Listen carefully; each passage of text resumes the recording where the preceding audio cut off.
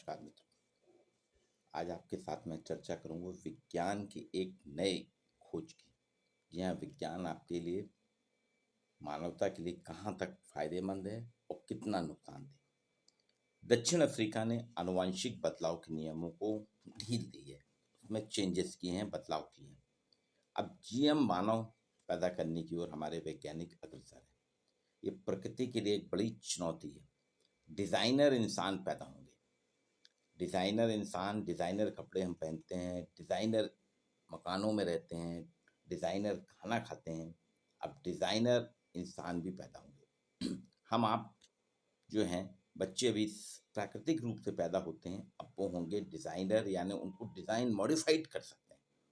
Artificial intelligence जो है, मानव जीवन में उसका दखल निरंतर बढ़ रहा है, उसने एक खतरे के और अग्रसर हुआ है। दक्षिण अफ्रीका ने एक नियम बनाया है अभी। उसने जो आनुवंशिक रूप से संशोधित जेनेटिकली मॉडिफाइड, यानी जेनेटिकली मॉडिफाइड जीएम मानव पैदा करने की अनुमति दे दी है। उसने कहा कि ये नियम में संशोधन किया है आनुवंशिकता के, और उसमें आप बदलाव कराए कि अब जेनेटिकली मॉडिफाइड अर्थात जीएम मानव पैदा कर सकते हैं, डिज़ाइनर इंसान पैदा कर सकते हैं। अभी स्पष्ट नहीं है, लेकिन ये कल ही न्यूज़ आई थी कि दक्षिण अफ्रीका के स्वास्थ्य संगठन जो हैं, स्वास्थ्य अनुसंधान संगठन है, उसमें कुछ दिशा निर्देश उन्हें दिए, मॉडिफाइड किए, अपने नियम बनाए हैं कि जीनोम एडिटिंग तकनीक का उपयोग करके भ्रूण में बदलाव कर सकते हैं। जो मानव भ्रूण रहता है उसमें जीनोम एडिटिंग के माध्यम से हम बदलाव कर सकते हैं। इससे एक फ़ायदा तो ये होगा कि आनुवांशिक रोग जो हैं, पीढ़ी दर पीढ़ी जो चलते हैं, उनसे आपको मुक्ति मिल जाएगी और जीएम मानव पैदा करने का मार्ग प्रशस्त करने के साथ साथ आप अपनी हिसाब से डिज़ाइनर इंसान पैदा कर सकते हैं। अब वैश्विक स्तर पे इस पर काफ़ी बहस चल रही है। आनुवांशिक बदलाव के दीर्घकालीन प्रभाव क्या पड़ेंगे, उसके नैतिक पक्ष क्या हैं, इस पे कई चिंताएं हो रही हैं। दक्षिण अफ्रीका अगर इस तकनीक पे आगे बढ़ता है, दक्षिण अफ्रीका के वैज्ञानिक अगर इस तकनीक को आगे बढ़ाते हैं, उस पर आगे बढ़ते हैं, तो आनुवांशिक इंजीनियरिंग का एक नया युग प्रारंभ होगा। आनुवांशिक इंजीनियरिंग का एक नया युग प्रारंभ होगा। इसके इस्तेमाल से एक नई होड़ लगी। भारत ने भी वैसे जीएम सरसों के उत्पादन पर किया था, जिस पर अभी भी विवाद चल रहा है। अब ये सोचने वाली बात है कि दक्षिण अफ्रीका को नियमों में बदलाव की ऐसी आवश्यकता क्या हो गई। उसने बीमारियों के इलाज के लिए जीन एडिटिंग का उपयोग तो अभी भी हो रहा था, लेकिन सोमेटिक जीन एडिटिंग से सिकल सेल जो रोग है, इसका विकसित इलाज हो रहा है, इसका प्रभावी इलाज किया जा रहा है। इसके लिए भ्रूण में आनुवंशिक संशोधन की जरूरत नहीं होती, वैसे ही इलाज हो जाता है। अब सोमेटिक जीन एडिटिंग में रोग के लिए जिम्मेदार मानव कोशिकाओं में भी अगर बदलाव करेंगे, तो उसमें पूरे भ्रूण पे संशोधन की बात चल रही है। इसी कहा गया डिजाइनर इंसान। अब दक्षिण अफ्रीका का ये कदम पूरी तरह दुनिया के लिए नैतिक, सामाजिक चुनौतियां पेश कर सकता है। इस तकनीक के फायदे और नुकसानों का सावधानीपूर्वक मूल्यांकन करने की आवश्यकता है। हमें सुनिश्चित करने का हमें सुनिश्चित करना होगा, निश्चित करना होगा इसके उपयोग मानवता के हित में ही हो। क्योंकि अभी कॉटन, बैगन और सरसों के आनुवंशिक बदलाव के दुष्परिणाम सामने आए, इसलिए उनका भी उत्पादन रोक दिया गया।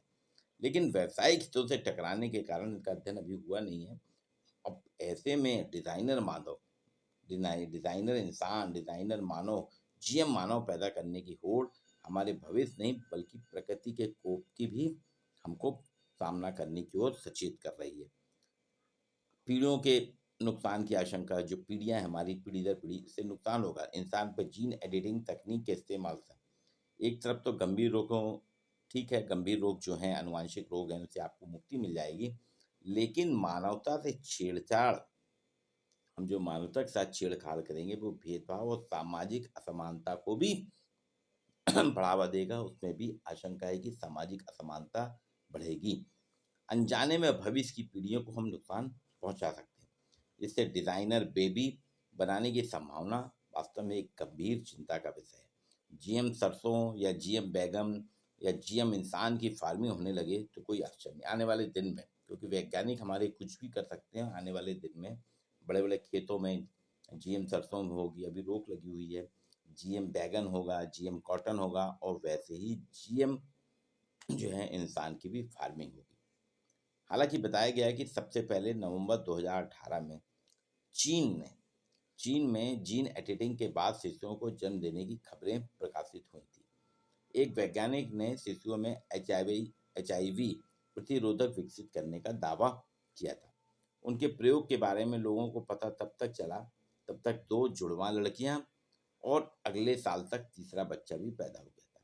अभी कहा जा रहा है चीन की खबरें कितनी सच रहती हैं एक आइडिया नहीं, पर ऐसा है कि चाइना में 2018 में जीएम लड़कियों की का जन्म हो चुका है, जीएम लड़कियां जन्म ले चुकी। तो ये है विज्ञान की खोज। विज्ञान के पहले से हम लोग बचपन से पढ़ते आ रहे, विज्ञान आपके लिए अभिशाप है या वरदान। अब ये जो जीएम मानव पैदा कर रहे हैं हम, डिज़ाइनर इंसान जो पैदा कर रहे हैं, डिज़ाइनर मानव जो पैदा कर रहे हैं, वो प्रकृति के लिए एक बहुत बड़ी चुनौती है। ये आज समाचार पत्र की हेडलाइंस है। इस पे हम सभी को सोचना होगा इसके सामाजिक निहितार्थ क्या होंगे, इसके राजनीतिक निहितार्थ क्या होंगे, ये मानवता के लिए कितना हितकारी होगा, क्योंकि इसमें सामाजिकता जो है सबसे ज़्यादा प्रभावित होगी। समाज में भेदभाव बढ़ेगा, सामाजिक असमानताएं बढ़ेंगी और हम प्रकृति के साथ छेड़छाड़ करेंगे, उसके दुष्परिणाम क्या होंगे, इसकी अभी वैज्ञानिकों ने कोई भी कल्पना नहीं की है। वो सिर्फ दक्षिण अफ्रीका ने आनुवांशिक रोगों से निजात पाने के लिए जीएम मानव पैदा करने का मार्ग प्रशस्त किया है। उन्होंने एक अपने यहाँ के जो डॉक्टरी चिकित्सा विज्ञान के नियम हैं, उनमें आनुवांशिक बदलाव के नियमों में ढील दी है। तो उन्होंने कहा है कि आप इसमें आनुवांशिकता के लिए अध्ययन करने के लिए उन्हें छूट दे दी है। इस छूट देने से वैज्ञानिक डिज़ाइनर इंसान पैदा करेंगे। अब वो फायदेमंद होगा या नुकसानदेह, ये आने वाला कल बताएगा। आज के लिए